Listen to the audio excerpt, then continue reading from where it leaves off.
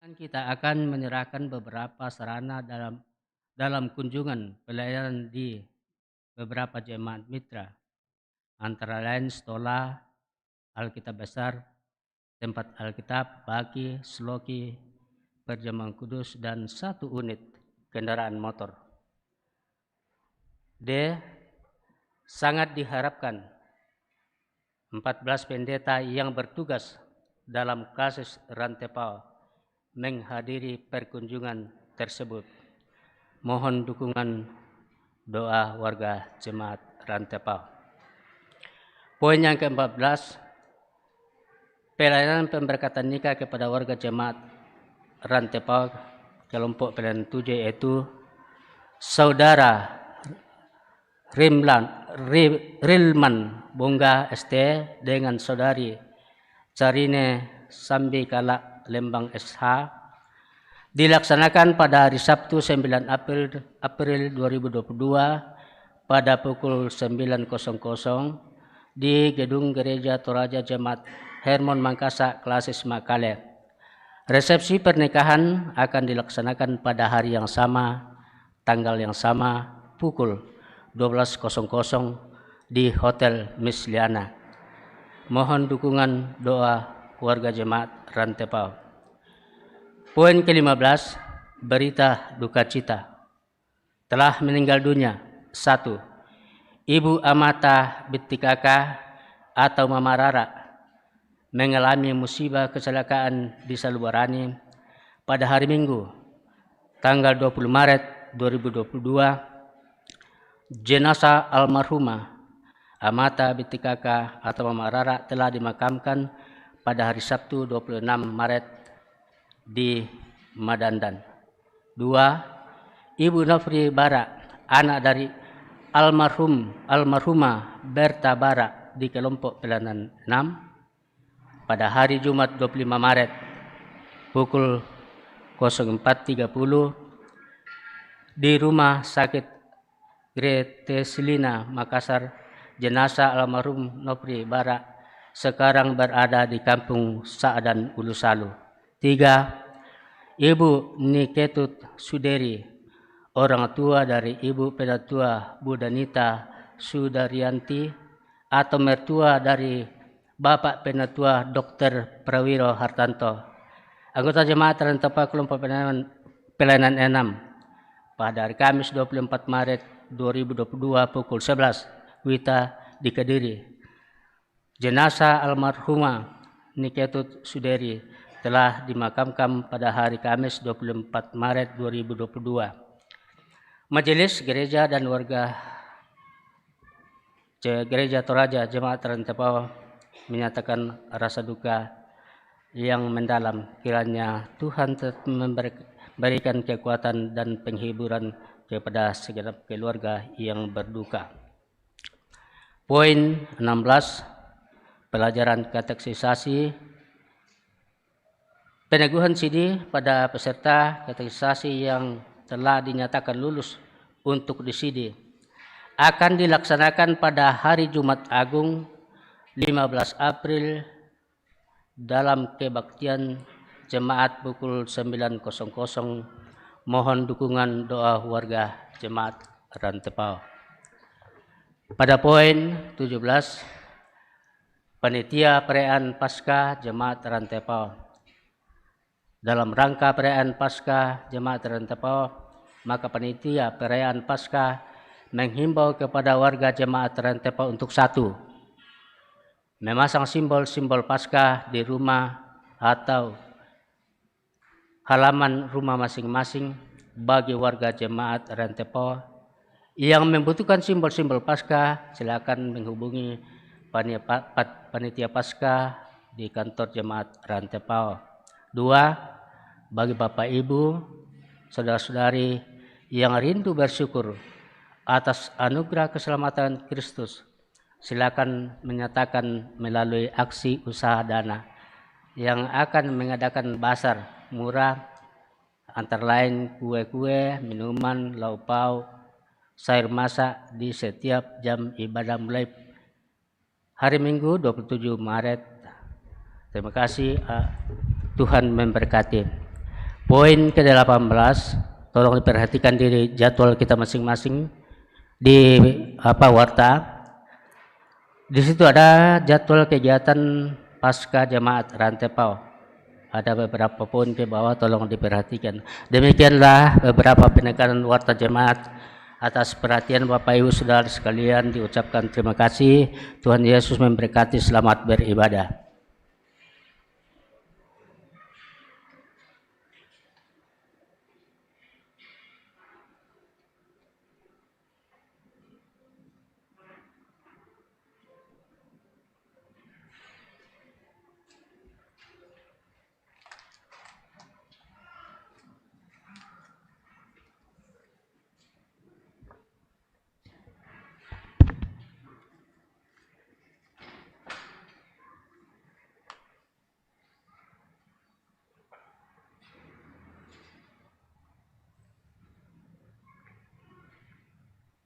Salam sejahtera bagi kita semua. Hari ini kita merayakan dan menghayati Prapaskah 4 dan penutupan Pekan Pekabaran Injil. Semoga kita semua semakin menghidupi kasih Allah yang dinyatakan terus-menerus dalam kehidupan kita. Penuh kasih seperti Bapa. Itulah tema yang akan menuntun kita dalam persekutuan saat ini. Mari nyanyikan haleluya, pujilah.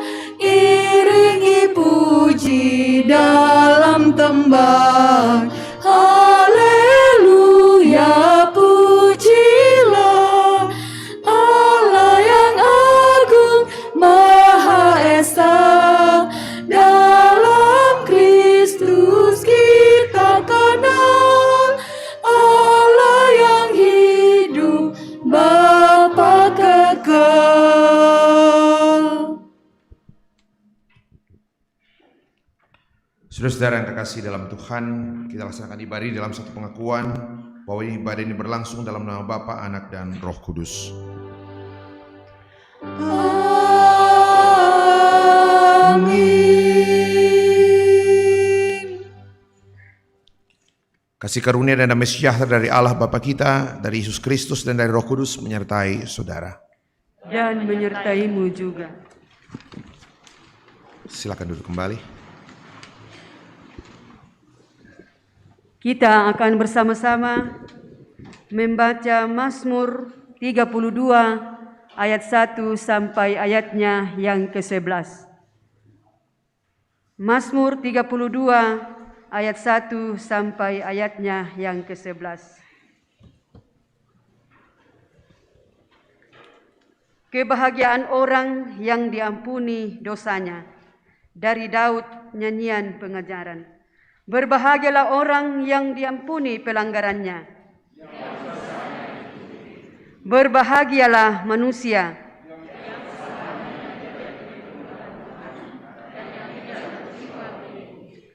selama aku berdiam diri, tulang-tulangku menjadi lesu.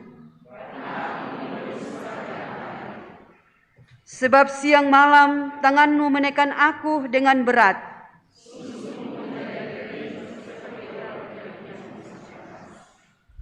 Dosaku kuberitahukan kepadamu. Aku berkata, aku akan mengaku kepada Tuhan pelanggaran-pelanggaranku. Sebab itu, hendaklah setiap orang saleh berdoa kepadamu. Sesungguhnya pada waktu banjir besar terjadi, Engkaulah persembunyian bagiku.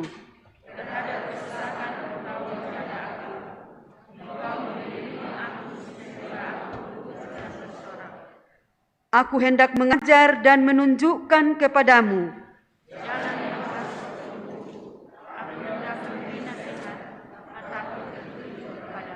janganlah seperti kuda atau bagal yang tidak berakal.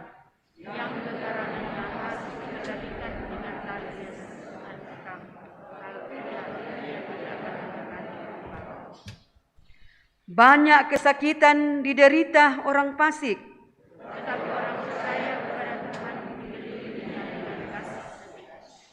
bersukacitalah dalam Tuhan.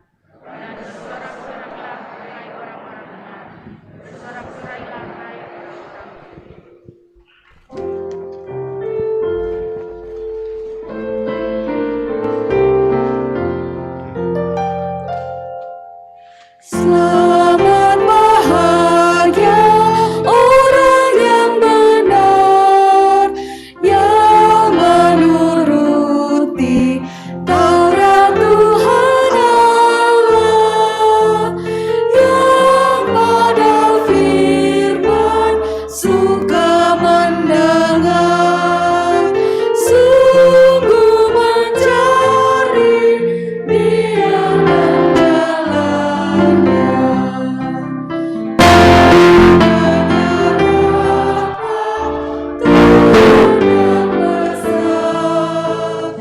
Menuntun aku juga selamanya. Saudara-saudara, saya jemput kita berdiri. Kita mendengarkan ke-10 titah Tuhan dari Keluaran pasal yang ke-20 ayat 1 sampai ayat yang ke-17. 10 titah Tuhan, sabda Tuhan demikian. Lalu Allah mengucapkan segala firman ini. Akulah Tuhan Allahmu yang membawa engkau keluar dari tanah Mesir, dari tempat perbudakan. Jangan ada padamu Allah lain di hadapanku. Jangan membuat bagimu patung yang menyerupai apapun yang ada di langit di atas, atau yang ada di bumi di bawah, atau yang ada di dalam air di bawah bumi. Jangan sujud menyembah kepadanya atau beribadah kepadanya. Sebab aku Tuhan Allahmu adalah Allah yang cemburu, yang membalaskan kesalahan bapa kepada anak-anaknya, kepada keturunan yang ketiga dan keempat dari orang-orang yang membenci aku.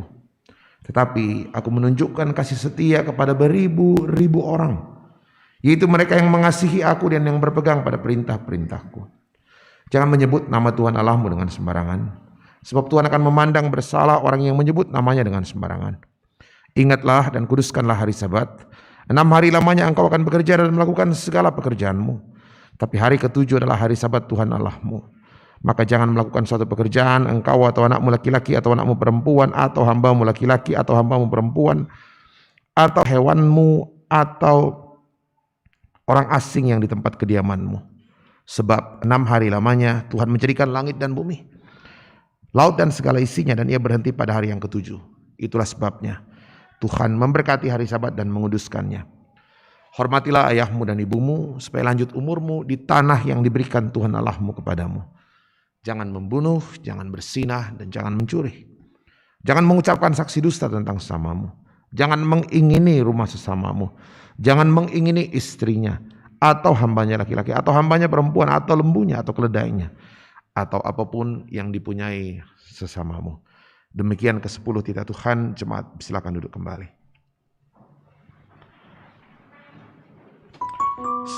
Saudara-saudara yang kekasih dalam Tuhan, kita sudah bersama-sama mendengarkan ke-10 titah Tuhan.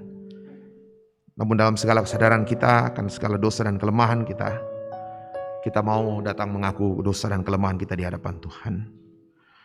Saudara-saudara, jika kita berkata bahwa kita tidak berdosa, maka sesungguhnya kita menipu diri kita sendiri dan kebenaran tidak ada di dalam kita.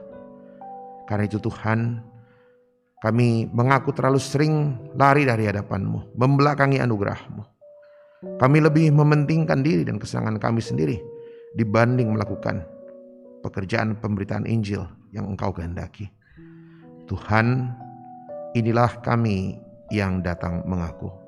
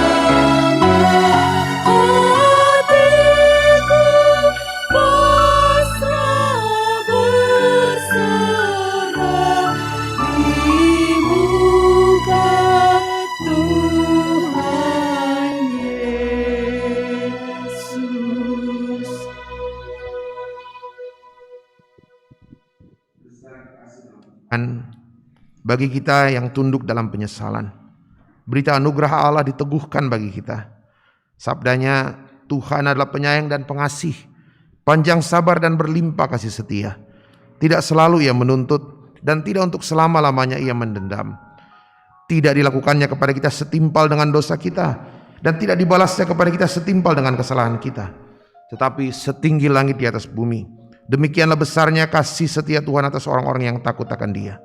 Sejauh timur dari barat, demikianlah dijauhkannya daripada kita pelanggaran kita. Dan seperti Bapa sayang kepada anak-anaknya, demikianlah Tuhan sayang kepada orang-orang yang takut akan Dia.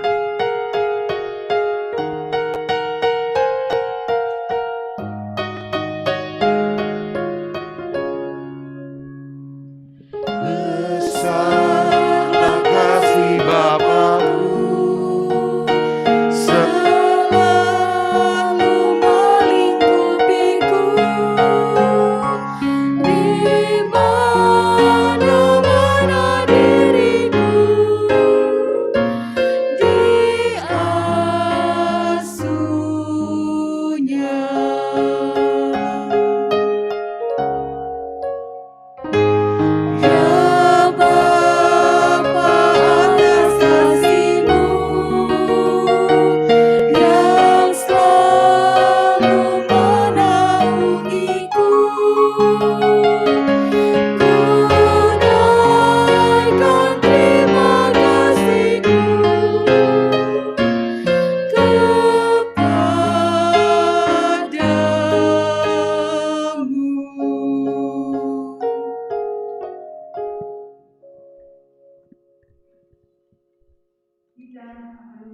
ungkapan syukur kita kepada Tuhan, sabda Tuhan demikian, bersukacitalah dalam Tuhan dan bersorak-soraklah, hai orang-orang benar.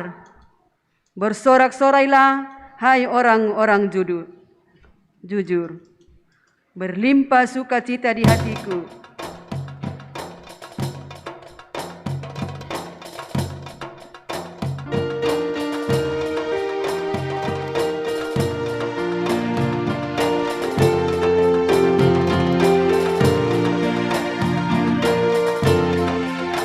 Berlimpah sukacita di hatiku, di hatiku, di hatiku. Berlimpah sukacita di hatiku, tetap di hatiku. Aku bersyukur, bersukacita, kasih Tuhan diam di dalamku. Aku bersyukur, bersukacita, kasih Tuhan diam di dalamku. Damai sejahtera melampaui akal di hatiku, di hatiku, di hatiku. Damai sejahtera melampaui akal di hatiku, tetap di hatiku. Aku bersyukur, bersukacita, kasih Tuhan diam di dalamku. Aku bersyukur, bersukacita, kasih Tuhan diam di dalamku.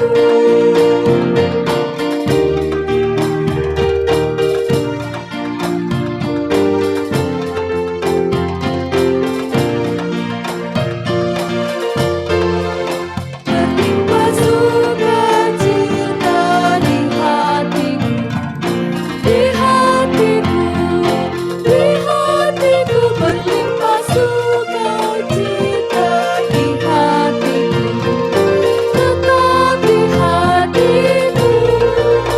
Aku bersyukur, bersukacita, kasih Tuhan diam di dalamku. Aku bersyukur, bersukacita, kasih Tuhan diam di dalamku. Damai sejahtera melampaui akal di hatiku, di hatiku, di hatiku. Damai sejahtera melampaui akal di hatiku, tetap di hatiku. Aku bersyukur, bersukacita, kasih Tuhan diam di dalamku. Aku bersyukur, bersukacita, kasih Tuhan diam di dalamku.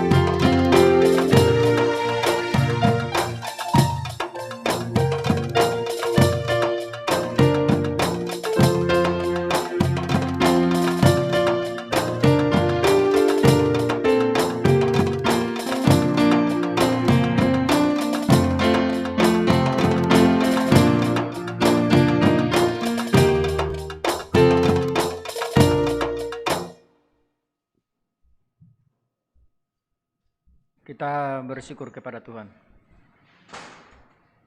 Ungkapan syukur kami naikkan kepadamu Tuhan pada siang hari ini. Karena Tuhan sudah memberikan waktu di dalam mengambil bahagian, di dalam bersekutu bersama-sama dengan saudara-saudara seiman kami. Terlebih pada saat ini Tuhan, kami telah memberikan persembahan syukur yang asalnya daripada-Mu. Kiranya Tuhan memberkati persembahan ini agar dapat digunakan untuk kelebaran firman-Mu dimanapun persembahan ini digunakan. Dan yang masih ada pada masing-masing kami Bapa, kiranya Tuhan mengajar kami untuk mempergunakannya sesuai dan seturut dengan kehendak-Mu, sehingga kami pakai untuk senantiasa memuliakan Engkau Bapa. Ini doa dan ungkapan syukur kami Bapa. Ampuni dosa kami, terima kami. Di dalam Kristus Yesus kami datang mengucap syukur kepada Bapa di surga. Amin.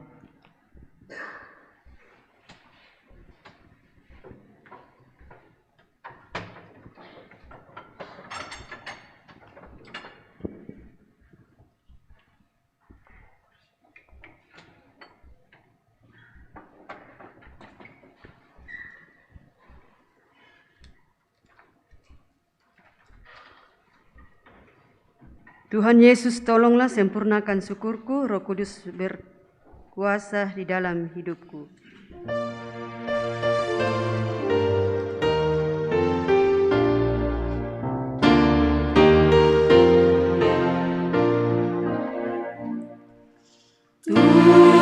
Tuhan Yesus tolonglah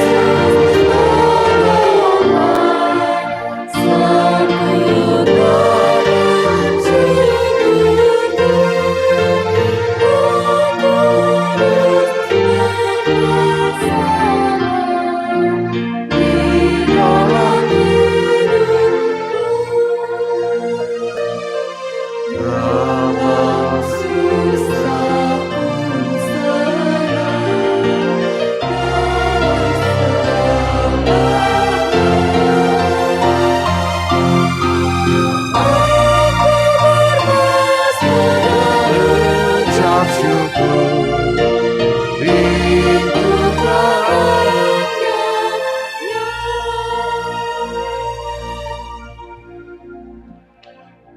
Saya persilakan, ada satu persembahan pujian dari Bapak Dawenan, silakan.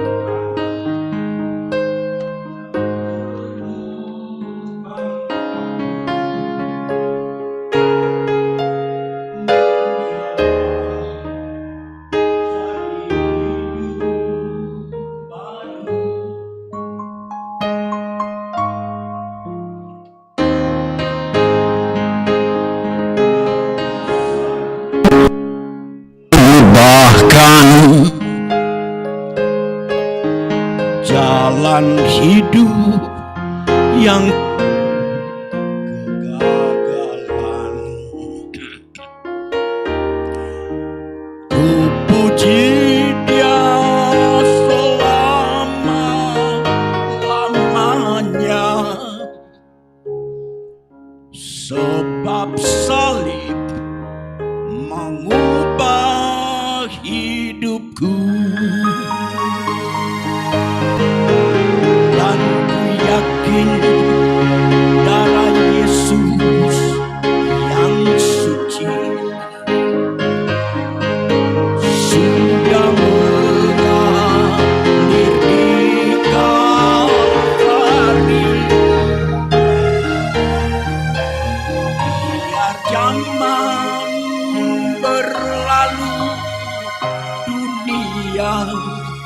menderu, ku tetap pegang salib itu.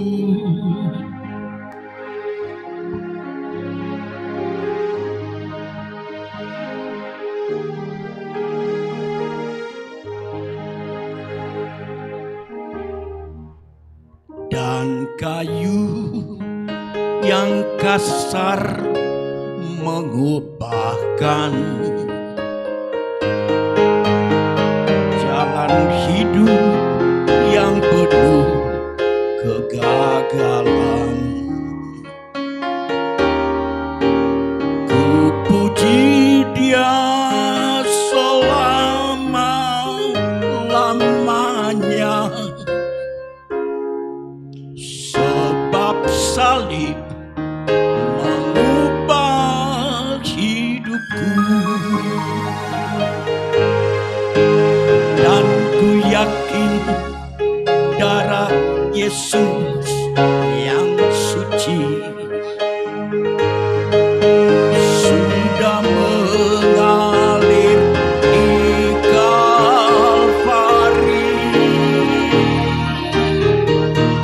Biar zaman berlalu, dunia menderu, ku tetap pegang salib itu.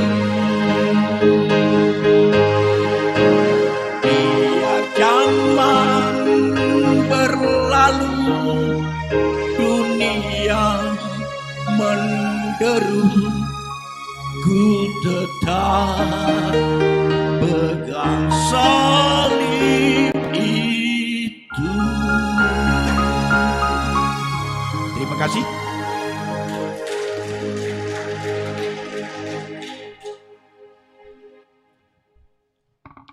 Terima kasih pujiannya, Tuhan dimuliakan. Kita terus berpegang pada salib yang Kristus anugerahkan bagi kita. Saudara-saudara, kita akan bersama-sama membaca merenungkan firman Tuhan. Mari kita tunduk kepala, kita berdoa untuk pemberitaan firman Tuhan. Kita berdoa.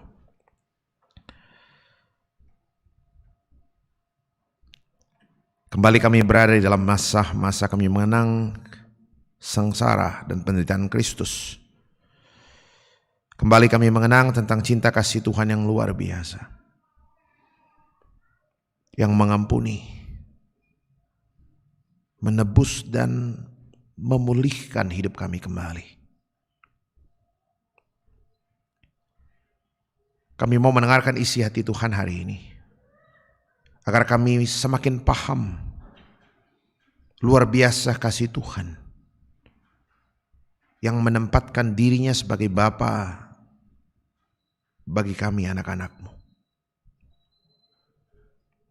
Kami ingin mengerti betapa luar biasa kasih tersebut, agar seberat apapun beban-beban hidup hari ini, kami tahu kami punya Bapa yang luar biasa. Tolong hamba-Mu untuk menyampaikan apa yang Tuhan mau. Dari dalam segala kelemahan, keterbatasan, ketidaklayakan hamba-Mu, Engkau berkenan berbicara. Melampaui segala kelemahan, keterbatasan, ketidaklayakan hamba-Mu. Satu kerinduan kami Tuhan, kami semakin mengerti kasih-Mu. Kami semakin dikuatkan, kami semakin paham. Dan setiap kami di tempat ini, tidak ada yang bertahan pada posisi kekerasan hati dan hilang dari hadapan Tuhan. Tapi semua kami mau kembali ke dalam dekapan kasih Kristus. Berbicaralah Bapa, ambil alih pemberitaan firman dari tempat ini. Di dalam nama anak Yesus Kristus kami berdoa, terpuji nama Tuhan. Amin.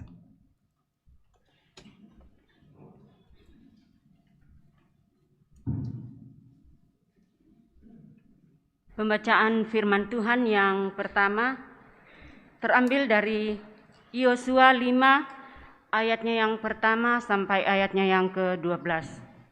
Yosua 5 ayatnya yang pertama sampai ayatnya yang ke-12. Firman Tuhan, penyunatan dan hari raya Paskah di Gilgal. Ketika semua raja orang Amori di sebelah barat Sungai Yordan dan semua raja orang Kanaan di di tepi laut mendengar bahwa Tuhan telah mengeringkan air sungai Yordan di depan orang Israel, sampai mereka dapat menyeberang, tawarlah hati mereka dan hilanglah semangat mereka menghadapi orang Israel itu. Pada waktu itu berfirmanlah Tuhan kepada Yosua, buatlah pisau dari batu dan sunatlah lagi orang Israel itu untuk kedua kalinya. Lalu Yosua membuat pisau dari batu dan disunatnyalah orang Israel kulit katan. Inilah sebabnya Yosua menyunat mereka, semua orang yang keluar dari Mesir, yakni yang laki-laki, semua prajurit telah mati di padang gurun di tengah jalan setelah mereka keluar dari Mesir. Sebab semua orang yang keluar dari Mesir itu telah bersunat, tetapi semua orang yang lahir di padang gurun dalam perjalanan sejak keluar dari Mesir belum disunat. Sebab 40 tahun lamanya orang Israel itu berjalan melalui padang gurun sampai habis mati seluruh bangsa itu, yakni prajurit yang keluar dari Mesir yang tidak mendengarkan firman Tuhan. Kepada mereka itu Tuhan telah bersumpah bahwa Ia tidak akan mengizinkan mereka melihat negeri yang dijanjikan Tuhan dengan bersumpah kepada nenek moyang mereka akan memberikannya kepada kita, suatu negeri yang berlimpah-limpah susu dan madunya. Tetapi anak-anak mereka yang telah dijadikannya ganti mereka itulah yang disunat Yosua, sebab mereka belum bersunat, karena mereka tidak disunat dalam perjalanan. Setelah seluruh bangsa itu selesai disunat, maka tinggallah mereka di tempat masing-masing di perkemahan itu sampai mereka sembuh.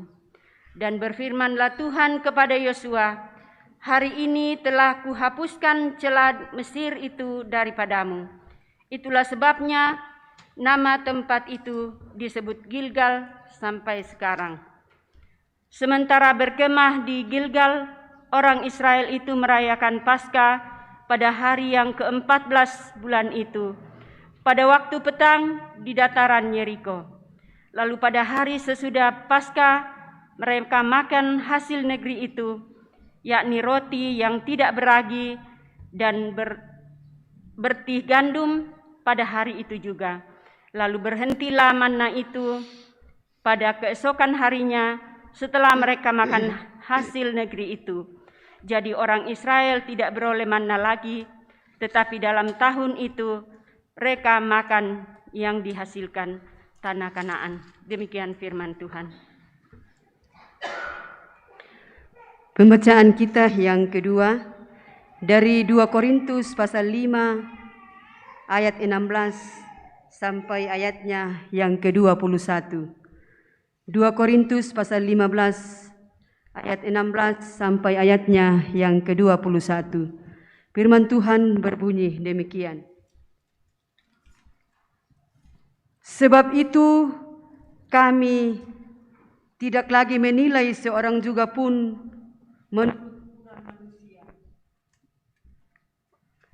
sekarang kami tidak lagi menilainya demikian. Jadi siapa yang ada di dalam Kristus, ia adalah ciptaan baru, yang lama sudah berlalu. Sesungguhnya yang baru sudah datang. Dan semuanya ini dari Allah, yang dengan perantaraan Kristus telah mendamaikan kita dengan dirinya, dan yang telah mempercayakan pelayanan pendamaian itu kepada kami.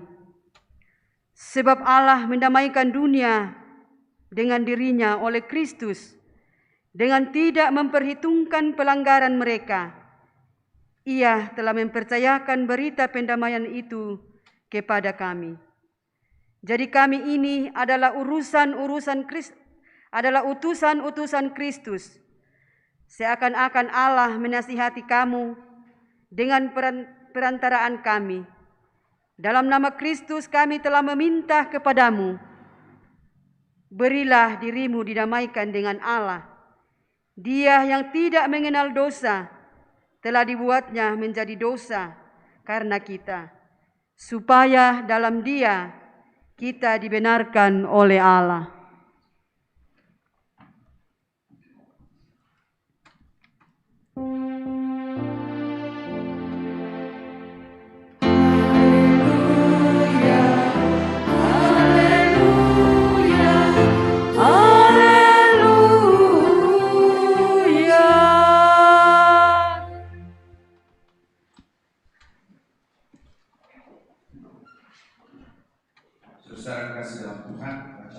Hari ini Injil Lukas pasal 15 ayat yang ke-11 sampai ayatnya yang ke-32. Injil Lukas pasal 15 ayat 11 sampai ayat yang ke-32. Saya bacakan saudara-saudara firman Tuhan demikian. Perumpamaan tentang anak yang hilang. Yesus berkata lagi, ada seorang mempunyai 2 anak laki-laki. Kata yang bungsu kepada ayahnya, "Bapa, berikanlah kepadaku bagian harta milik kita yang menjadi hakku." Lalu ayahnya membagi-bagikan harta kekayaan itu di antara mereka. Beberapa hari kemudian anak bungsu itu menjual seluruh bagiannya itu, lalu pergi ke negeri yang jauh. Di sana ia memboroskan harta miliknya itu dengan hidup berfoya-foya. Setelah dihabiskannya semuanya, timbullah bencana kelaparan di dalam negeri itu dan ia pun mulai melarat. Lalu ia pergi dan bekerja pada seorang majikan di negeri itu. Orang itu menyuruhnya ke ladang untuk menjaga babinya. Lalu ia ingin mengisi perutnya dengan ampas yang menjadi makanan babi itu. Tapi tidak seorang pun yang memberikannya kepadanya. Lalu ia menyadari keadaannya. Katanya, betapa banyaknya orang upahan Bapakku yang berlimpah-limpah makanannya. Tapi aku di sini mati kelaparan. Aku akan bangkit dan pergi kepada Bapakku dan berkata kepadanya, Bapa, aku telah berdosa terhadap sorga dan terhadap Bapa. Aku tidak layak lagi disebutkan anak Bapa. Jadikanlah aku sebagai salah seorang upahan Bapa. Maka bangkitlah ia dan pergi kepada bapaknya. Ketika ia masih jauh, ayahnya telah melihatnya. Lalu tergeraklah hatinya oleh belas kasihan. Ayahnya itu berlari mendapatkan dia, lalu merangkul dan mencium dia. Kata anak itu kepadanya, Bapa, aku telah berdosa terhadap sorga dan terhadap Bapa. Aku tidak layak lagi disebutkan anak Bapa. Tapi ayah itu berkata kepada hamba-hambanya, lekaslah bawa kemari jubah yang terbaik, pakaikanlah itu kepadanya, dan kenakanlah cincin pada jarinya, dan sepatu pada kakinya. Dan ambillah anak lembu tambun itu dan sembelihlah dia, dan marilah kita makan dan bersuka cita. Sebab anakku ini telah mati dan menjadi hidup kembali. Ia hilang dan telah didapat kembali. Maka mulailah mereka bersukaria. Tetapi anaknya yang sulung berada di ladang, dan ketika ia pulang dan dekat rumah, ia mendengar bunyi seruling dan nyanyian tari-tarian. Lalu ia memanggil salah seorang hamba dan bertanya kepadanya, apa arti semuanya itu? Jawab hamba itu, adikmu telah kembali. Dan ayahmu telah menyembelih anak lembu tambun, karena ia mendapatnya kembali dengan sehat. Maka marahlah anak sulung itu, dan ia tidak mau masuk. Lalu ayahnya keluar dan berbicara dengan dia. Tetapi ia menjawab ayahnya, katanya, telah bertahun-tahun aku melayani Bapa, dan belum pernah aku melanggar perintah Bapa. Tapi kepada aku belum pernah Bapa memberikan seorang anak kambing untuk bersuka cita dengan sahabat-sahabatku. Tapi baru saja datang anak Bapa yang memboroskan harta kekayaan Bapa bersama dengan pelacur-pelacur. Maka Bapa menyembelih anak lembu tambun itu untuk dia. Kata ayahnya kepadanya, anakku, engkau selalu bersama-sama dengan aku. Dan segala kepunyaanku adalah kepunyaanmu. Kita patut bersuka cita dan bergembira. Karena adikmu telah mati dan menjadi hidup kembali. Ia telah hilang dan didapat kembali. Demikian Injil Yesus Kristus, Kure Sumanga.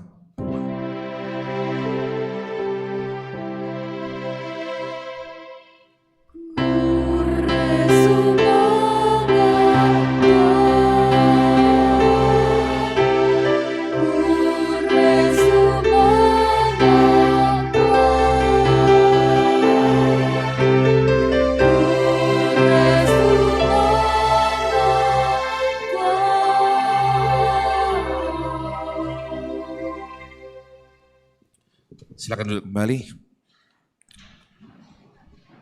Bapak Ibu Saudara-saudara yang kekasih dalam Tuhan Yesus Kristus, itu bacaan yang boleh kita dengarkan bersama-sama. Ada 3 bacaan. Saya mau bertolak dari bahan utama bacaan Injil hari ini dari Injil Lukas pasal 15. terkait dengan tema penuh kasih seperti Bapa. Ini cerita yang sangat populer, saya pikir kita semua tahu. Nah, saudara-saudara, ada beberapa hal penting yang mungkin perlu kita dalami baik-baik.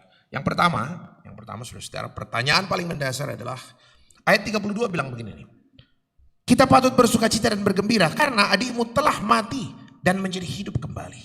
Ia hilang dan didapat kembali. Kita bersyukur karena adikmu mati dan hidup kembali. Pertanyaan gini saudara. Sehebat apa sebenarnya kasih yang mau didemonstrasikan dari cerita ini?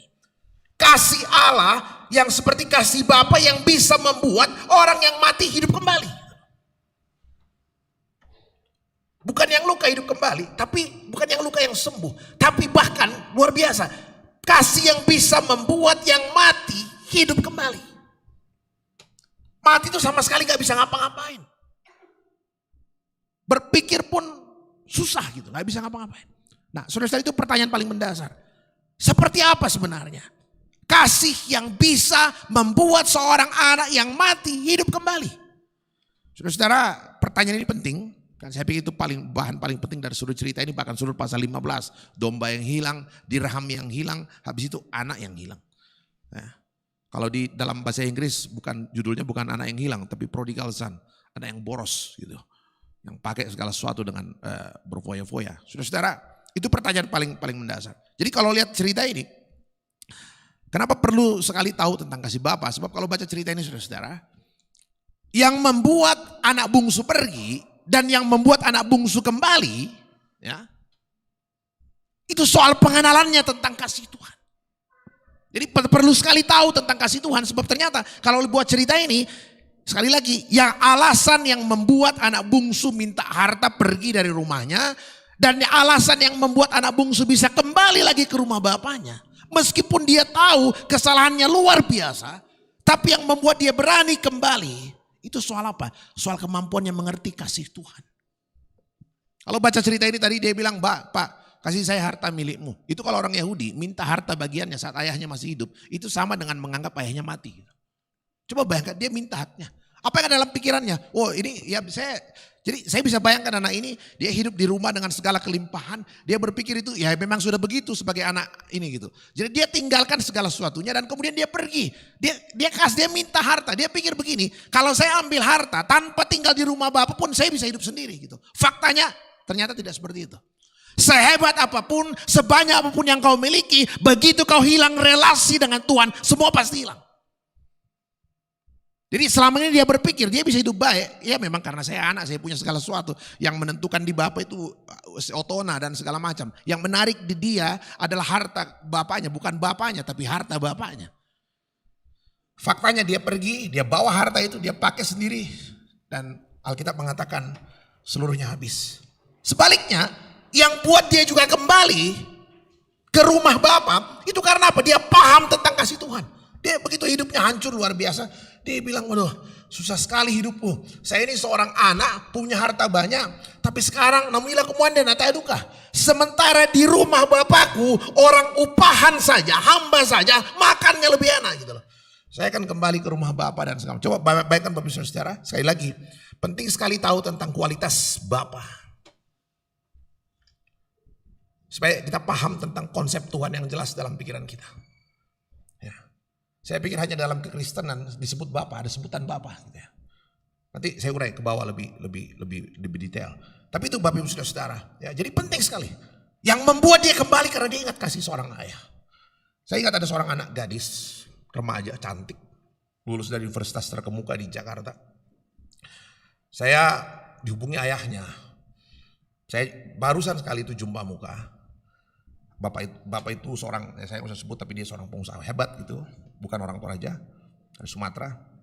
Dia cuma kenal saya karena berapa kali pimpin ibadah di satu gereja di Jakarta. Bukan gereja Toraja. Dia telepon Pak Alfred. Saya ingat itu, saya baru keluar dari Padangala. Wah, saya lihat siapa yang punya telepon ini masuk berkali-kali WA. Saya lihat, saya gak kenal orangnya. Dia cuma bilang, Pak Pendeta boleh ke Jakarta gak? Saya bilang, kenapa? Ini ada di ini nih. Saya pingin banget Pak Pendeta lain ibadah syukur. Kapan? Mungkin kira-kira sebulan ke depan. Saya bilang oke, saya datang gitu. Jadi waktu itu saya barusan pimpin ibadah di rumahnya dan waktu saya ibadah, kami ibadah begitu. Saya barusan pertama kali ke rumah itu, saya belum kenal keluarga itu dengan baik.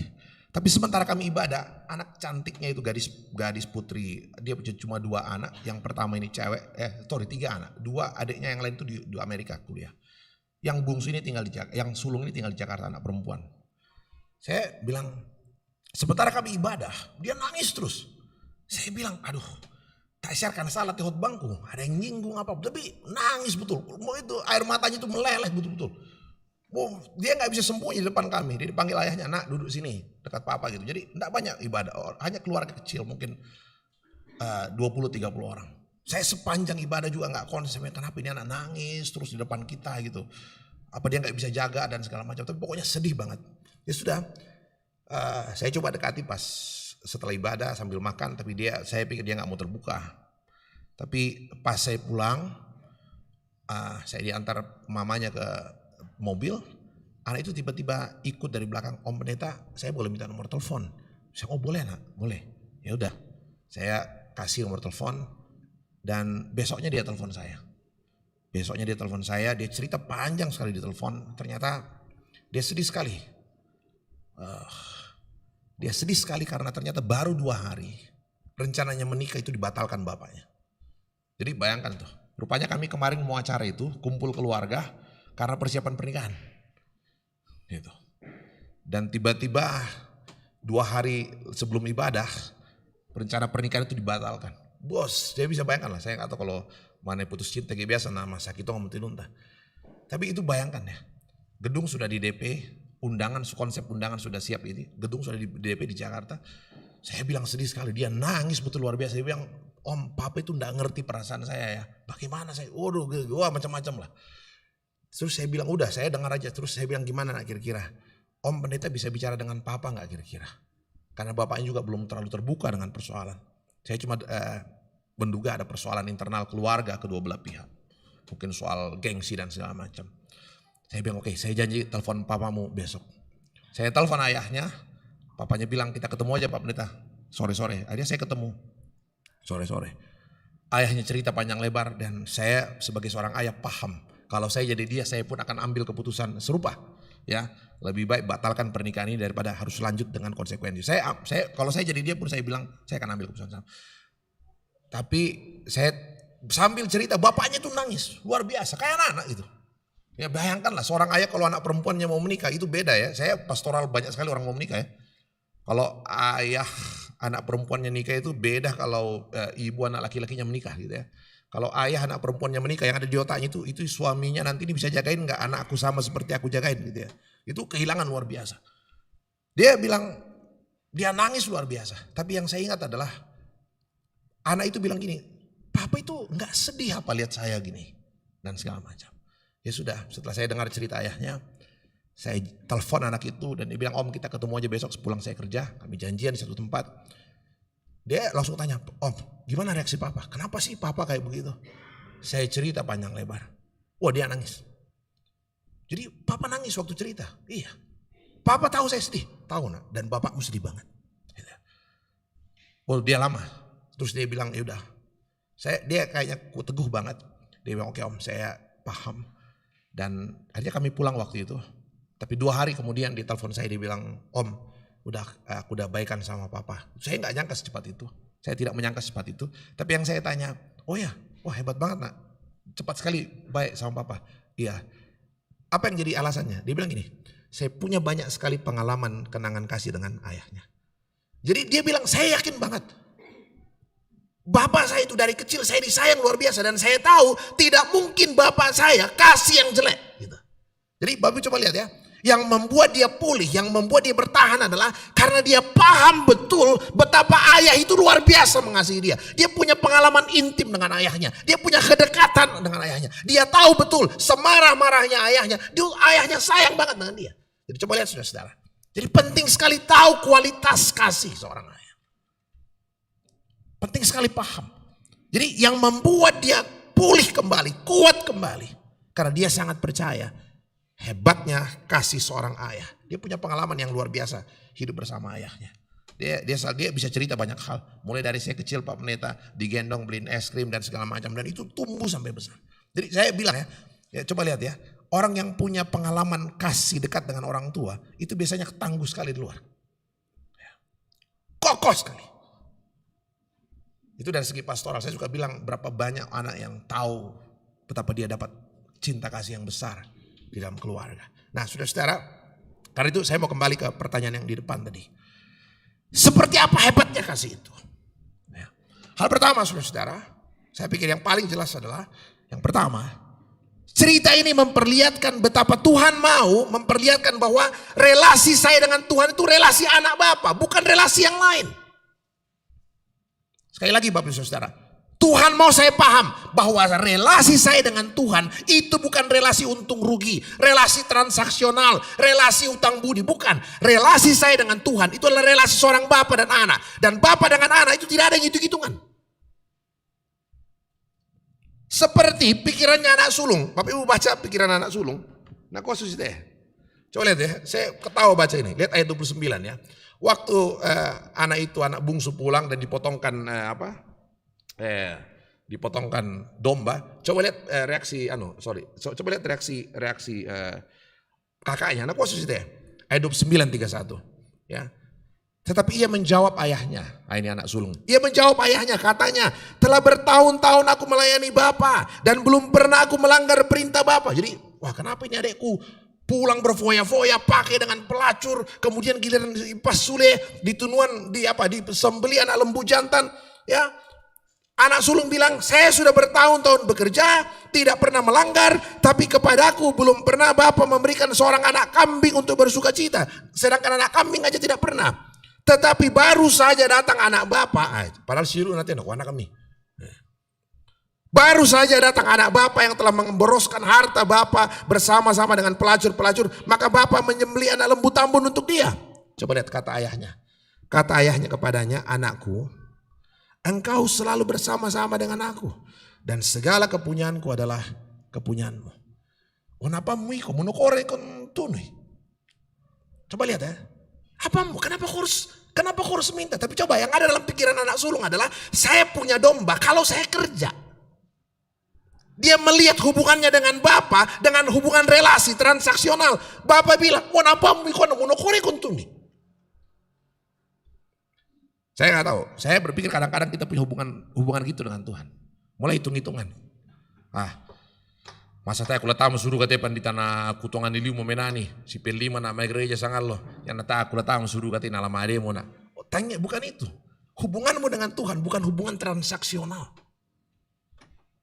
Kalau kau apa mu ikonna? Kenapa? Jadi coba bayangkan ya. Kita menempatkan diri kadang-kadang seperti orang upahan. Padahal apamu? Kalau itu punyamu, gak perlu kau kerja. Apamu, milikmu. Bapak bilang, nah, segala kepunyaanmu, apamu nasang iko. Jadi selama ini kau pikir kau makan karena kau kerja? Tidak. Kau makan karena kau anak. Jadi Bapak Ibu Saudara, coba lihat ya. Yang penting pertama, Tuhan mau saya paham, relasi saya dengan Tuhan adalah relasi seorang bapak dan anak. Makanya sapaan favorit Tuhan Yesus yang Tuhan mau saya ucapkan juga itu adalah memanggil Tuhan dengan Bapa. Berdoa kepada Bapa di sorga. Dan ketika Tuhan mau saya berdoa, yang Tuhan ajarkan doanya, doa Bapa kami. Bapa kami yang di sorga. Coba bayangkan ya, Tuhan mau saya menyebut Allah, Tuhan itu dengan Bapa. Jadi itu yang pertama saudara-saudara. Cerita kisah anak yang hilang, Bapa yang baik, itu memperlihatkan satu hal pertama. Tuhan mau relasi saya dengan Tuhan itu relasi seorang anak dan Bapa. Tadi berita anugerah, seperti Bapa sayang kepada anak-anaknya. Kalau Bapak Ibu lihat Roma pasal 8, saya suka sekali ayat ini. Roma 8 ayat 15. Ya. Paulus tegaskan lagi, dan ini buat saya ini lebih, kata-katanya ini lebih dalam ya. Roma 8 ayat 15. Sebab kamu tidak menerima roh perbudakan yang membuat kamu menjadi takut lagi, tapi kamu telah menerima Roh Kudus yang menjadikan kamu anak Allah, dan oleh roh itu kita berseru ya apa? Ya Abba. Apa itu apa? Apa itu apa? Kalau bahasa Yunani yang ada saja father ya, pater dalam bahasa apa? Paulus mau coba jelaskan lagi, bukan sekedar pater, tapi Abba. Abba itu apa? Bagaimana harus menjelaskan, Le? Kira-kira kalau Pak Anjo panggil saya apa? Bapak toh? Kalau anak saya panggil saya apa? Papa. Abah itu papa. Coba bayangkan itu, keintiman yang luar biasa.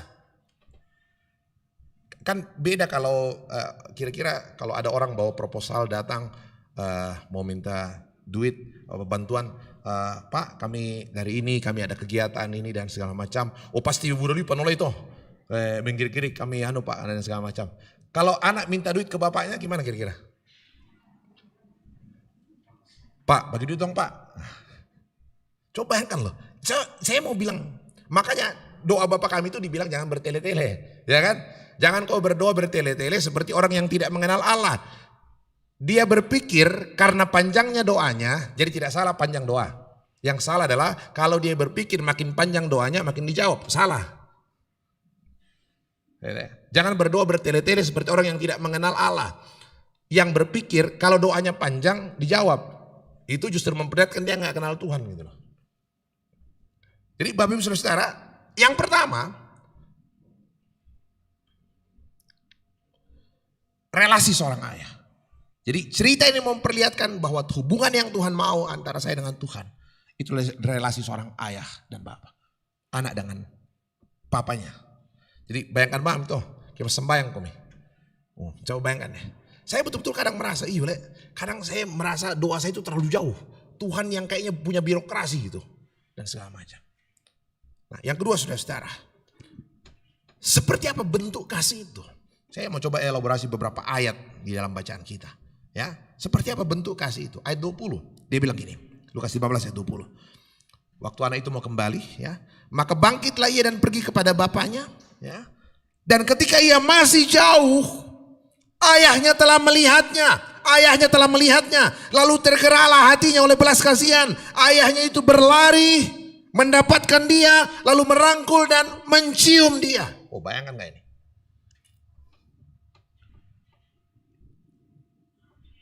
Maka bangkitlah ia dan pergi kepada bapaknya. Ketika ia masih jauh, ayahnya telah melihatnya. Jadi bisa dibayangkan. Saya pikir bapaknya ini sudah lama sekali tunggu, kapan anakku pulang. Tiap pagi dia berdiri depan pintu rumah. Dan nobis valita dendo soanur kati sudah. Bapak bisa bayangkan kerinduan seorang ayah menanti anak itu pulang. Saya kalau dengar cerita ayah yang kesepian, ya, semua anak-anak jauh, waduh luar biasa. Tapi saya bayangkan cerita ini luar biasa ya. Sang ayah yang menanti sudah sekian lama, dan ketika dia lihat anaknya, ayahnya itu berlari. Coba bayangkan ya. Wah, merangkul dan mencium dia. Anak yang baru saja kemarin ambil harta, memperlakukan orang tuanya seperti orang tuanya itu sudah mati. Kalau dia pakai hartanya untuk berfoya, kalau dia pakai hartanya habis kemudian karena dia pakai untuk usaha, madit sama siapa tengah atau itu masih bisa dimaafkan. Tapi kalau dia ambil harta, dia pergi habiskan dengan berfoya-foya, dengan pelacur-pelacur, kemudian lah sudah punah labang. Coba lihat reaksi seorang bapak. Jadi agak beda dengan bapak sekarang kali ya. Kalau bapak sekarang anaknya minta duit, dia jual rumah, dia jual motor, dia pergi pakai habis, kemudian dia pulang kembali. Pasti aku, musulis ya. Sang pimuan aku parah.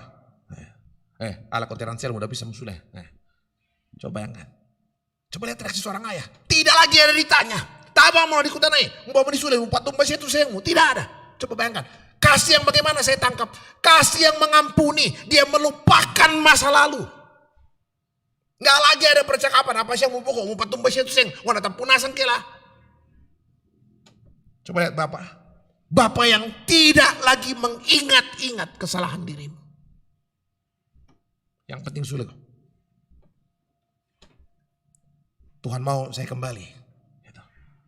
Berapapun jauh saya pergi, yang Tuhan mau adalah saya kembali. Dan Tuhan tidak lagi mengingat-ingat. Bahkan kalau dibaca ini, saya baca ini teks aslinya. Merangkul dan mencium. Ya tuh mencium, bayangkan ya. Mencium itu bukan mencium sekali. Tapi kalau dalam teks aslinya ini, mencium berkali-kali. Jadi bayangkan loh, dipeluk betul-betul. Padahal pekerjaan terakhirnya apa? Kasih makan babi. Coba bayangkan. Nggak ditanya lagi segala macam, yang Tuhan lakukan adalah apa? Tuhan merangkul dan mencium dia berkali-kali. Bapa itu Tuhan yang mengampuni. Tidak lagi mengingat kesalahan di masa lalu. Saudara-saudara, yang pertama. Yang kedua, seperti apa kasih itu? Ayat 22, nakoste. Ayat 22. Tapi ayah itu berkata kepada hamba-hambanya, ya, lekaslah bawa kemari jubah yang terbaik, pakaikan kepadanya, kenakanlah cincin pada jarinya dan sepatu pada kakinya. Jadi ketika saya sudah pulang ke Bapa, coba lihat jawaban anak ini ya. Nakoste, saya tidak lagi disebutkan sebagai anak Bapa. Pak Jadi Bang mau salah seorang upahan di rumah Bapa. Apa yang Tuhan lakukan? Yang Tuhan lakukan bukan sekedar menerima dia sebagai seorang upahan sesuai dengan permintaannya. Tapi yang Tuhan lakukan adalah apa? Apa artinya ini? Lekas bawa kemari jubah yang terbaik, pakaikan itu kepadanya, kenakan cincin. Cincin itu simbol kekuasaan. Artinya apa? Ketika dia kembali, dia bukan hamba. Tuhan tidak sekedar mengampuni dia, tapi memulihkan dia pada posisinya yang semula. Oh, coba bayangkan. Jadi kalau pendeta Alfred banyak sekali dosa dan kesalahannya. Saya pernah jatuh ke dalam lubang yang parah sekali. Tuhan tidak sekedar mengampuni dan melupakan. Tapi Tuhan pulihkan. Kembali Tuhan tempatkan pada posisi yang semula. You still my son. Kau tetap anakku. Anakku itu. Coba bayangkan ya. Dia berharap saja sekedar diterima menjadi seorang upahan yang penting bisa nak kumande. Yang Tuhan berikan kepadanya adalah apa? Tuhan kembalikan statusnya. Pulihkan kembali statusnya sebagai seorang anak. Kau tetap anak. Anakku itu. Ambilkan jubah yang terbaik. Pakaikan cincin. Simbol materai bahwa dia berkuasa bisa mengapain dalam benua. Dan pakaikan sepatu. Sebab hamba tidak pakai sepatu. Yang pakai sepatu itu anak. Jadi coba bayangkan saudara. Tuhan tidak sekedar mengampuni. Tapi Tuhan pulihkan kondisinya. Ambilkan dia jubah yang terbaik. Saya lihat nih ya. Ada satu cerita gambaran penglihatan Nabi Zakaria yang saya pikir bagus sekali. Bapak bisa lihat ya. Gambaran aku ke bendang kidako di pengadilan terakhir. Nah kira-kira marigana sang mutibayun tadi. Nanti kalau kita berdiri di hadapan Tuhan di hari penghakiman. Kira-kira baju kita bersih apa kotor? Bersih apa kotor baju kita? Kalau kita berdiri di depan Tuhan nanti nih. Mempertanggungjawabkan seluruh hidup kita. Kira-kira baju kita nanti itu bersih apa kotor? Kalau pendeta Alfred nanti berdiri di depan Tuhan. Kira-kira bersih apa kotor bajunya? Saya bacakan. Ini luar biasa, saya suka bayangkan nih. Coba buka kitab Zakaria pasal 4 ayat 1 dan 4. 1 sampai 4. Kitab Zakaria. Ini penglihatan imam besar. Nabi Zakaria, bagaimana seorang imam besar Yosua. Imam besar itu orang yang berdiri mewakili jemaat menghadap Tuhan. Ya, imam besar, bajunya kotor apa bersih gitu. Coba lihat ya. Zakaria 4. Mulai ayat 1 saya bacakan. Kemudian ia memperlihatkan kepadaku imam besar Yosua. Berdiri di hadapan malaikat Tuhan. Imam besar ya. Imam besar itu satu aja di seluruh umat Israel. Satu saja. Berdiri di hadapan malaikat Tuhan. Sedang iblis berdiri di sebelah kanannya untuk mendakwa dia. Jadi iblis itu tugasnya mendakwa. Salah kok salah kok. Iblis itu selalu tugasnya mendakwa. Mencari-cari kesalahan orang. Jadi saya pikir-pikir. Kalau saya terlalu suka mencari-cari kesalahan orang. Jangan-jangan saya mirip iblis gitu ya. Selalu mendakwa orang, cari kesalahan. Coba lihat ya. Sedang iblis berdiri sebelah kanannya untuk mendakwa dia. Lalu berkatalah malaikat Tuhan kepada iblis itu, Tuhan kiranya menghardik engkau hai iblis. Tuhan yang memilih Yerusalem kiranya menghardik engkau. Bukankah dia ini puntung yang telah ditarik dari api? Adapun Yosua mengenakan pakaian yang kotor. Jadi ternyata pendeta Alfred ketika berdiri, pendeta pun imam besar pun ketika dia berdiri di depan Tuhan, pakaiannya kotor. Dia bisa kotor karena dirinya sendiri. Dia juga bisa kotor karena perbuatan umat. Coba lihat ya. Kotor sekali. Adapun Yosua mengatakan pakaian yang kotor waktu dia berdiri di hadapan malaikat itu yang memberikan perintah kepada orang-orang yang melayaninya, tanggalkanlah pakaian yang kotor itu daripadanya. Lepaskan pakaian yang kotor, dan kepada Yosua ia berkata, lihat, dengan ini aku telah menjauhkan kesalahanmu daripadamu. Aku akan mengenakan kepadamu pakaian pesta. Bahkan kalau kita teruskan ke bawah, diletakkan sorban tahir di kepalanya.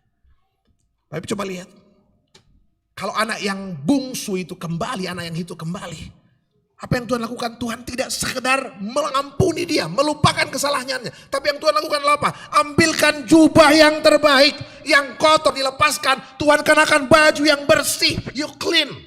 Sekarang kau bersih. Jadi jangan ada orang yang terbelenggu lagi dengan dosa kesalahan masa lalu. Yang Tuhan melupakan, Tuhan tidak mengingat-ingat lagi. Dan bukan Tuhan sekedar melupakan dan tidak mengingat. Tuhan kenakan jubah yang baru. Dan ketika Tuhan kenakan jubah yang baru, tidak seorang pun lagi bisa mendakwa dirimu. Iko bisa, iko bisa.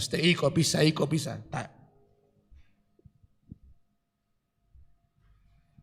Luar biasa. Ambil jubah, kenakan cincin, pakai sepatu.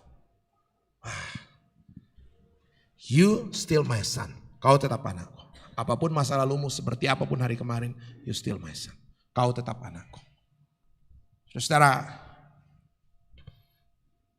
yang terakhir, ayat 23-24, Nakoste. Ayahnya waktu tadi pulang, dan ambillah anak lembu tambun itu, sembelihlah dia, dan marilah kita makan dan bersuka cita. Sebab anakku itu telah mati dan menjadi hidup kembali. Ia telah hilang dan didapat kembali. Ternyata sukacita paling besar adalah ketika anak kembali. Dalam Injil Lukas dikatakan sukacita di sorga jauh lebih besar. Ketika satu orang berdosa bertobat, itu jauh lebih besar daripada sukacita karena 99 orang benar yang tidak butuh pertobatan. Jadi coba bayangkan. Luar biasa. Yang saya bayangkan adalah Tuhan yang menanti saya kembali. Tuhan yang menanti saya kembali. Tuhan yang siap membasuh, memulihkan hidup saya. Tuhan yang siap menempatkan saya pada tempat yang terbaik. Hari ini kita bersyukur Bapak Ibu sekalian, kita boleh menikmati kebaikan kasih sayang Tuhan yang besar.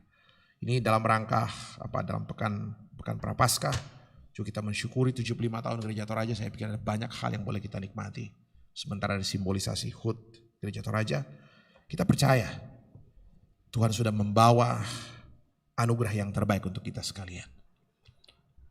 Tuhan yang adalah Bapa buat kita, yang melupakan, mengampuni, tidak lagi mengingat-ingat masa lalu. Kau adalah anaknya, hiduplah sebagai seorang anak, bukan seperti seorang hamba yang hitung-hitungan dengan Tuhan. Ya. Dan ketika Tuhan mengampuni dirimu, dia akan menempatkanmu pada tempat yang terbaik. Tuhan kenakan jubah terbaik, dan iblis tidak bisa lagi. Banyak orang jangankan kadang bukan dituduh orang lain, bahkan dituduh oleh hati nuraninya sendiri. Selalu sibuk mempersalahkan dirinya. Waktu persoalan bertubi-tubi terjadi, selalu mengingat ke belakang. Jangan-jangan karena Susi nate bisa, sudah. Alkitab memperlihatkan Tuhan tidak mengingat. Jangan biarkan orang lain mendakwa dirimu. Ya. Susi bang atau iblis, salah kok, mintu salah. Tuhan marah sama iblis. Ya. Tuhan ambilkan jubah terbaik, dia pakaikan ke Imam Besar Yosua. Saya suka sekali ayat ini. Seorang imam besar pun pakaiannya bisa kotor. Tapi Tuhan pakaikan jubah yang terbaik kembali kepadanya. Saudara-saudara, selamat melanjutkan kehidupan sebagai anak Bapa. Bapa yang penuh kasih. Bapa yang selalu menantikan. Saya bilang, berapapun umur kita, Tuhan tetap melihat kita Bapa, anaknya. Om Dawenan pun rambutnya sudah putih. Kiampomo. Tapi di depan Tuhan, you still my son. Kau tetap anak. Tuhan menolong, memberkati kita. Kita masuk dalam saat teduh sejenak.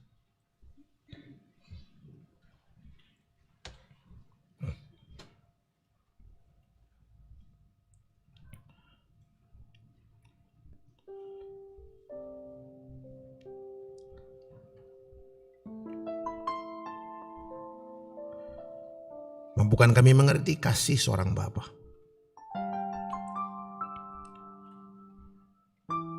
Bapa yang mengampuni dan tidak mengingat-ingat kesalahan kami. Bapa yang memulihkan kami. Mengenakan kembali jubah terbaik pada diri kami. Jangan kami terbelenggu dengan hari-hari kemarin. Jangan biarkan orang lain atau siapapun mendakwa kami. Biarlah kami semakin mengerti kasih seorang Bapa. Agar kami kuat menatap hari depan karena kasih karunia. Kasih karunia seorang Bapa yang sempurna. Yakinkan anak-anakmu Bapa tentang kepastian pengampunan, tentang kepastian pemulihan di dalam Tuhan kami Yesus Kristus. Terpuji nama Tuhan. Amin.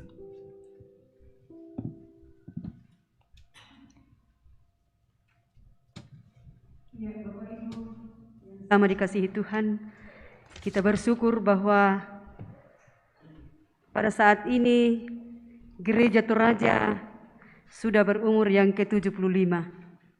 Karena itu mari kita berdiri sambil salah satu majelis menyalakan lilin yang ada di depan kita sebagai ungkapan syukur kita kepada Tuhan. Kita nyanyikan Gereja Toraja, Gereja Kudus.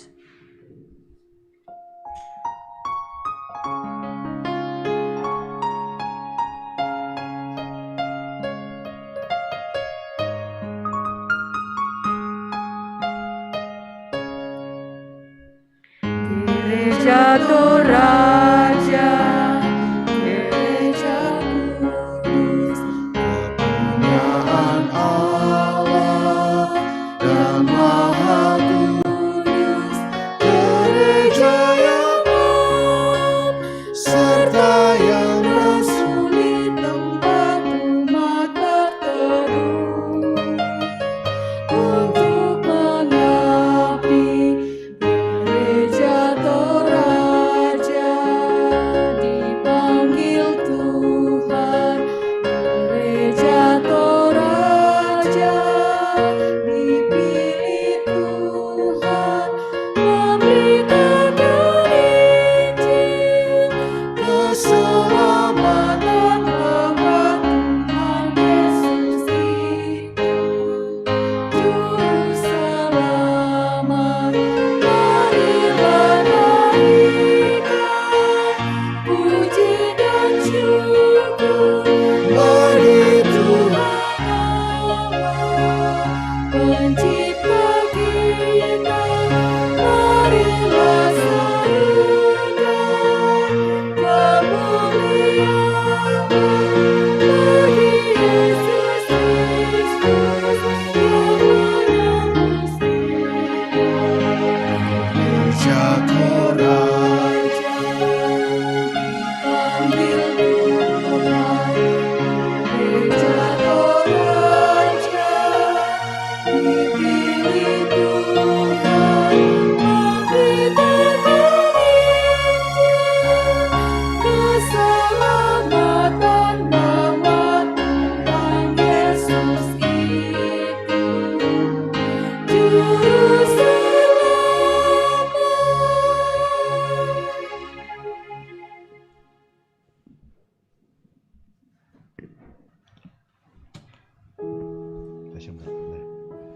Ya, Bapak Ibu Saudara-saudara, kita bersyukur untuk usia 75 tahun Gereja Toraja. Ya, jemaat ini punya saksi, jadi saksi sejarah sebenarnya untuk 75 tahun Gereja Toraja. Sebab 25 Maret 1947, hari Selasa itu, ya, itu sidang Sinode Am yang pertama.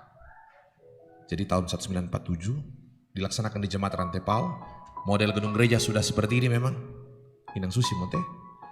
Dan itu keputusan sidang Sinode pertama waktu itu.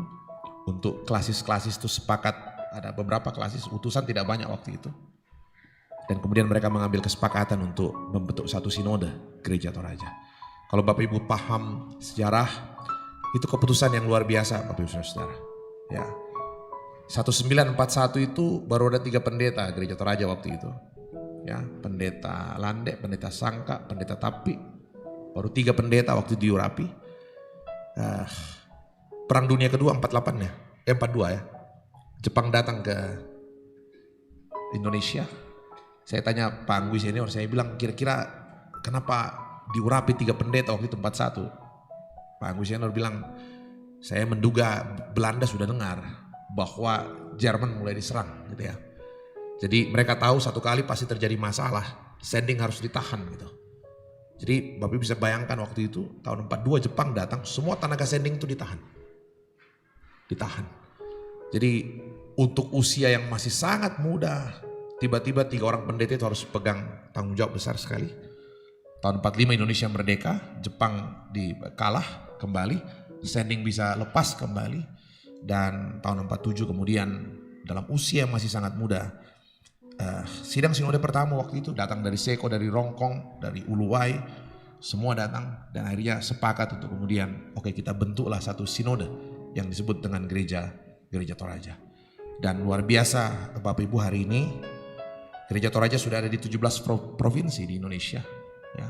Bahkan kalau mau buka Gereja Toraja sampai ke Papua, Minahasa itu kan jadi lebih banyak. Cuma kadang kita banyak sekali pertimbangan tuh tidak membuka Gereja Toraja di sana. Banyak sekali pertimbangan. Tapi itu sekarang sudah ada 17 provinsi, bahkan sampai ke mancanegara. Di Malaysia ada belasan ribu, mungkin puluhan ribu warga di sana. Luar biasa.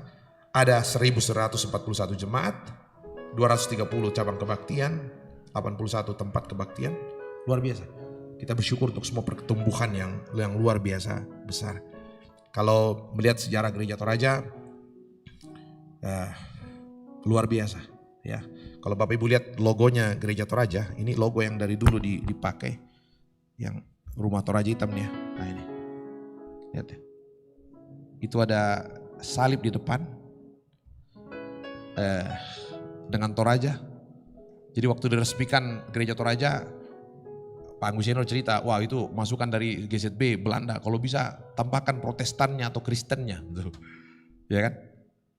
Nah, tapi kemudian sepakat enggak, kita pakai Toraja saja, sebab gereja itu sudah pasti Kristen gitu. Tapi yang mau dijelaskan adalah Toraja itu mau menjelaskan bahwa gereja ini harus tumbuh di konteksnya. Dia tidak bisa lepas dari akar dan budaya setempat. Tapi di depannya ada salib, ya. Dan kalau Bapak Ibu lihat, ujung rumah Toraja itu menembus 2 lingkaran. 2 lingkaran, ada 2 lingkaran. Lingkaran pertama itu menyimbolkan tentang aras nasional, kehidupan nasional. Bapak Ibu tahu Gereja Toraja turut serta dalam pendirian Persekutuan Gereja-Gereja di Indonesia. Jadi luar biasa, kiprah Gereja Toraja di Indonesia itu luar biasa besar. Ya, bahkan lingkaran kedua itu, ya, internasional. Sejak tahun 67 Gereja Toraja sudah hadir di dalam Dewan Gereja Sedunia. Ya, kalau saya dengar cerita Pak Anggi Senior, tahun 64 itu almarhum Pendeta Kobong sudah hadir di Yerusalem. Jadi bayangkan sudah jauh sekali. Dan kita bersyukur hari ini ya. Kita momentum 75 tahun Gereja Toraja. Kemarin kita sudah rayakan di sini di tempat di mana sidang Sinode AM pertama, dan kita bersyukur.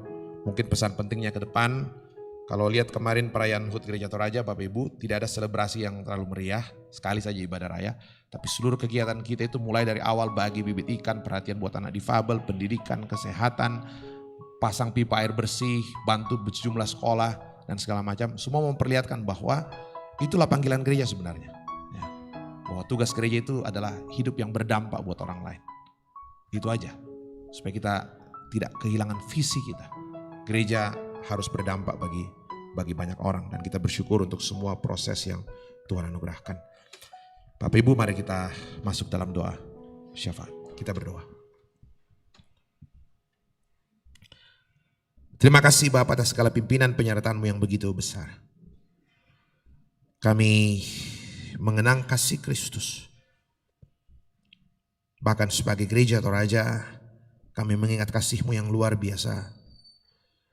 75 tahun usia gereja ini boleh bertumbuh dengan baik dalam kemurahan kebaikan Tuhan. Kami tahu kami hidup dari kemurahan-Mu, kasih seorang Bapa yang mengampuni, melupakan kesalahan kami, tidak lagi mengingat-ingat. Tuhan yang mengenakan jubah putih jubah bersih menggantikan jubah yang kotor pada diri kami. Tuhan, dalam momentum masa-masa Prapaskah, dalam momentum 75 tahun Gereja Toraja, biarkan jemaat-Mu semakin mengenal kasih itu. Kasih yang akan terus kami ceritakan kepada banyak orang. Kasih yang tidak menghakimi. Kasih yang merangkul, membalut, memulihkan kehidupan banyak orang. Ya Tuhan, Engkau berkati gereja-Mu, Gereja Toraja. Di seluruh lingkup pelayanan Gereja Toraja. Agar jemaat ini bertumbuh dalam kasih-Mu Bapa. Dan kami tahu, kami adalah anak-anak tebusan Tuhan, milik Kristus. Yang Kau sayangi, yang Kau pulihkan. Yang Kau inginkan menceritakan beragam kebaikan-Mu bagi dunia ini. Terima kasih Bapa atas segala pimpinan penyertaan-Mu. Teruskan pemeliharaan Tuhan di tengah-tengah kehidupan kami sekalian. Jemaat-Mu, jemaat Rantepao. Jemaat yang punya peran yang sangat penting dalam pertumbuhan Gereja Toraja. Banyak hal yang kami ingin kerjakan di tempat ini. Tuhan menolong kami, mengasihani kami. Mungkinkan seluruh kegiatan pelayanan kami berjalan dengan baik di tempat ini. Bapak, Ibu Pendeta, seluruh pelayan Tuhan, apapun peran yang Kau berikan bagi kami. Kami kerjakan itu dengan sebaik mungkin. Terima kasih Bapak atas kasih karunia-Mu yang besar. Kami berdoa anak-anak kami dalam pendidikan mereka, Tuhan melawat, cukupkan kebutuhannya, anugerahkan tempat yang terbaik bagi mereka untuk melanjutkan pendidikan mereka. Anak-anak-Mu dalam kuliah mereka, cukupkan kebutuhannya.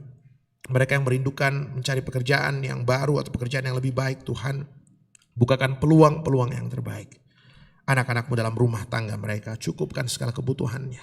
Tuhan tahu ada begitu banyak ayah dan ibu, suami istri yang selalu berupaya bekerja keras, berdoa, berjuang segigih mungkin untuk bisa menyiapkan semua yang terbaik dalam kehidupan keluarga.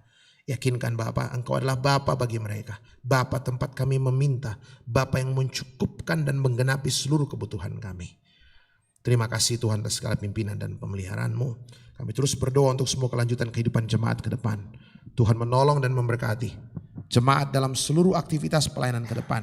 Rencana-rencana yang sudah dibicarakan, apa hal-hal yang sudah diagendakan, semua Tuhan tolong, Tuhan berkati. Berjalan dengan baik dalam topangan kasih karunia Tuhan. Kami berdoa Tuhan secara khusus untuk rencana pelayanan pemberkatan nikah Saudara Rilman Bonga dengan Saudari Karen Sambikala Lembang pada tanggal 9 April mendatang di Jemaat Hermon Manggasa. Tuhan berkati, semua berjalan dengan baik. Kami berdoa Tuhan untuk orang-orang tua kami dalam usia yang lanjut. Tangan Tuhan terus menjamah melawat mereka. Berikan sukacita di tengah-tengah usia yang bertambah.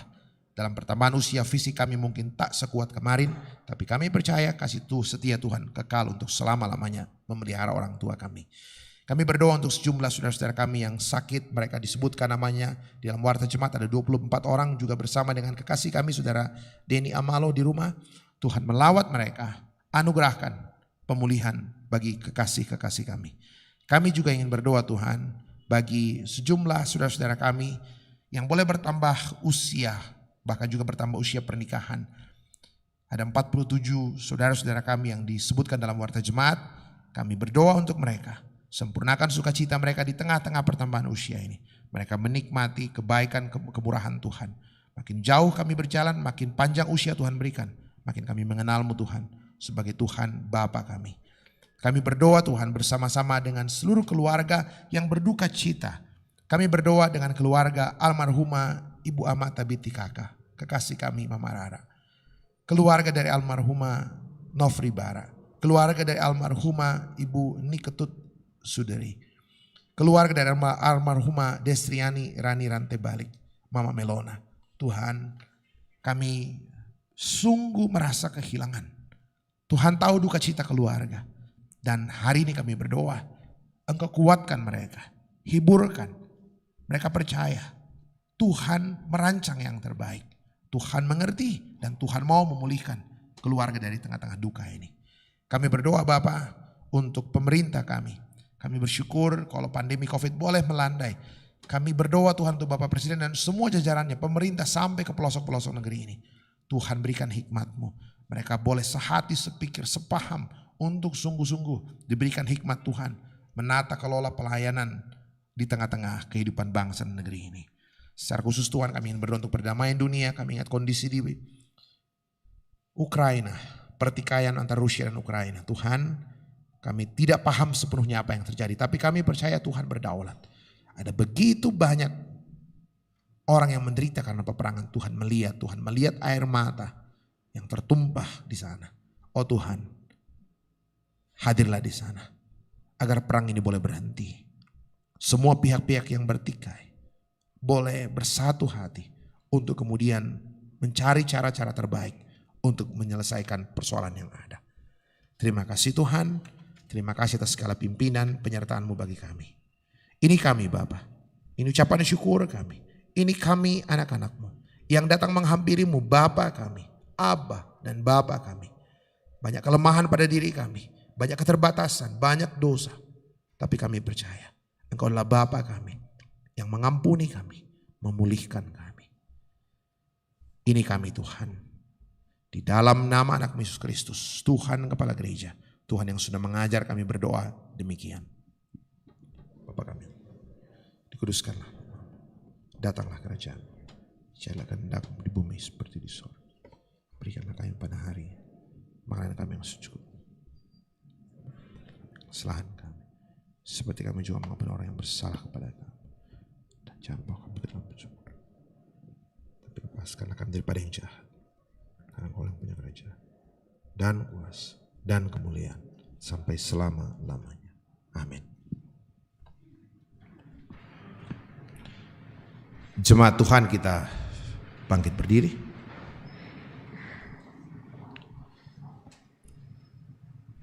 Dengarkanlah petunjuk hidup baru. Sabda Tuhan demikian. Jadi siapa yang ada dalam Kristus, ia adalah ciptaan baru. Yang lama sudah berlalu dan sesungguhnya yang baru sudah datang. Demikian sabda Tuhan.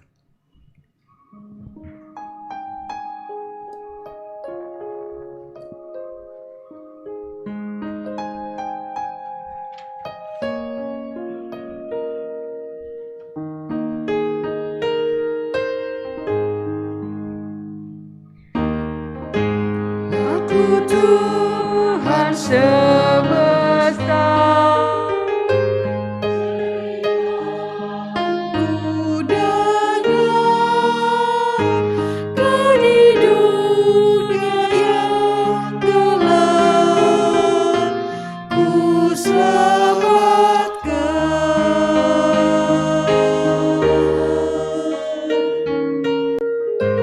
Akulah pencipta malam jadi bandara. Siapakah utusanku membawa terang? Ini aku, tuntun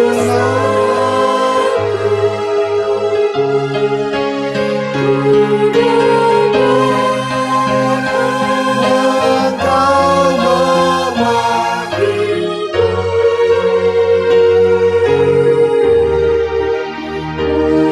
utus aku, tuntun aku.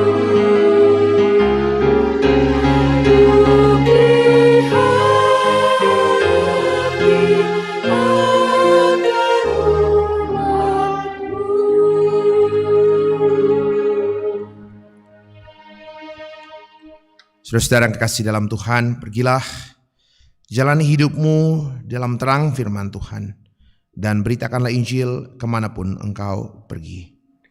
Ya Tuhan, inilah kami, utuslah kami. Saudara-saudara yang kekasih dalam Tuhan, arahkan hati dan pikiranmu kepada Tuhan. Buka hatimu dengan penuh kesungguhan dan kerendahan. Terimalah berkat-Nya. Tuhan memberkati engkau dan melindungi engkau. Tuhan menyinari engkau dengan wajah-Nya dan memberi engkau kasih karunia. Tuhan menghadapkan wajah-Nya kepadamu dan memberi engkau damai sejahtera. Amin.